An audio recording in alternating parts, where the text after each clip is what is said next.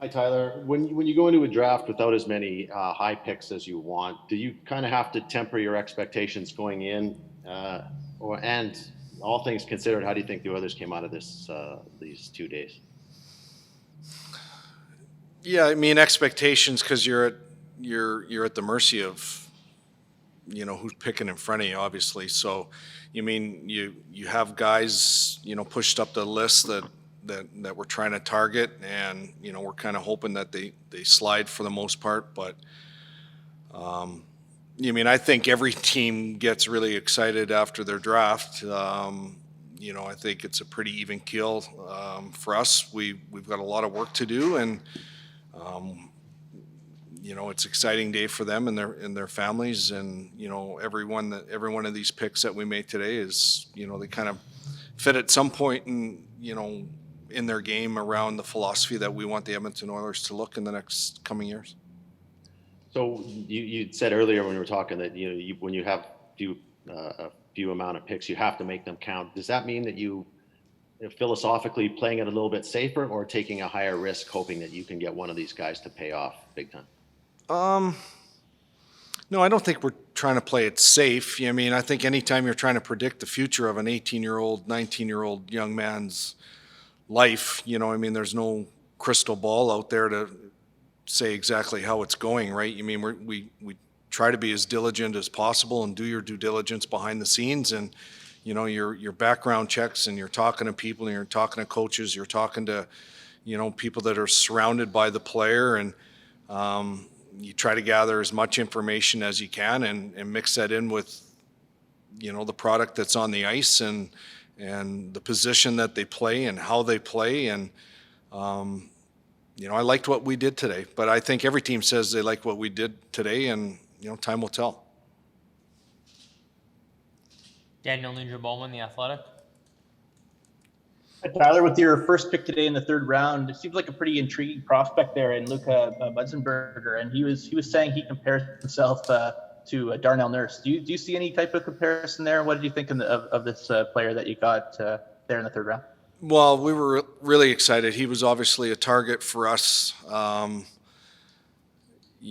think when in last night when we moved back and we were able to get the 90th pick today, I think there was a little bit more hope, I would say, that he would be there. He's a big body guy. He played at the World Juniors here at Christmas time. He's in the University of Vermont right now, working out and training there. We talked at length, with the people at Vermont, and we're really excited. I mean, he's a big body guy that plays a heavy game, and now we got to develop him. Do you feel like there's any added familiarity there with him being at Vermont, and there's the Woodcroft connection? Of course, there's seemingly perhaps a Draisaitl connection there in Germany with the same program. He said he got a text from Leon just before we talked to him today. Was there any that kind of help or factor into anything there? Yeah, for sure. I've known Todd, from his days back in scouting for the LA Kings, and have a relationship with him, and obviously has a relationship. His brother is the coach of our American Hockey League team, so he was very upfront and honest with us, and we appreciated that, and he was a big help through this process with the limited viewings that we could have outside of the World Juniors, for the most part. I guess lastly, for me anyway, is your next pick in Jake Chiasson. He didn't kind of similar maybe to Xavier Bourgault last night, but he had even less runway there. Chiasson in the WHL with the shortened season. How much did viewings last season help, or how much did you rely on them when there was such a limited viewing space for him this season?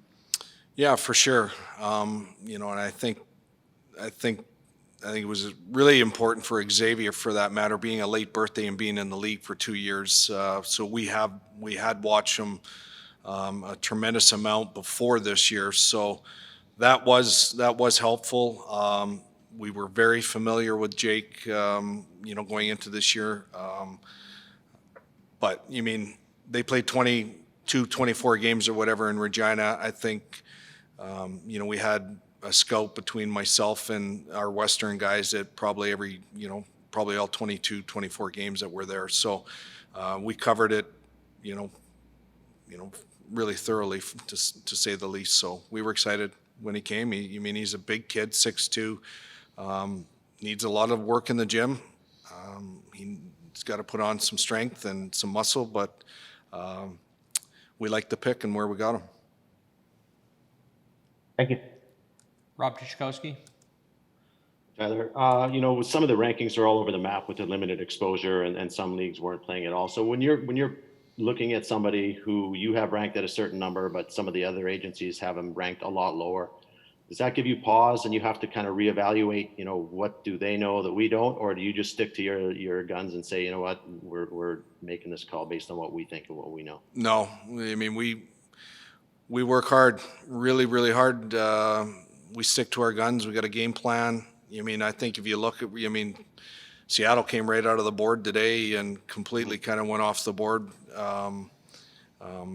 That's good on them. They like the player, and I think that's just kind of the way that this draft went. That there's going to be certain areas that you probably know better, maybe that you feel a little bit more comfortable with. But we had a game plan going in. We stuck with it.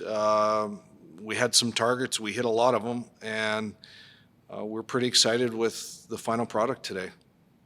Having said that, with some of the unknowns surrounding this year's draft, do you think the potential is maybe greater that there are going to be some hidden gems that fall through to the later rounds that, had they played a full season with full exposure, might have been projected a lot higher? Yeah, for sure. I think there's going to be great value in this draft when we look back. There's always great value. You go back any draft and you see guys taken, anywhere from, I'll just say outside the top 3 rounds, in the fourth, 3rd to 7, there's always guys that go on to have really good careers. So, every pick that we make, we're grinding it out to,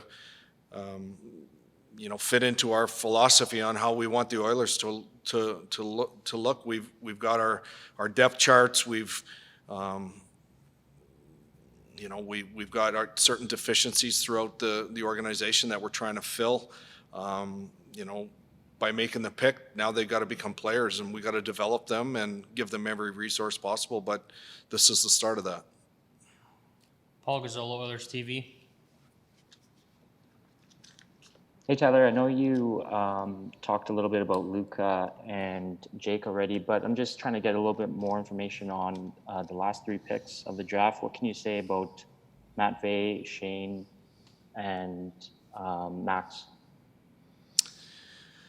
Yeah, Petrov's big guy, 6'2", very good skill.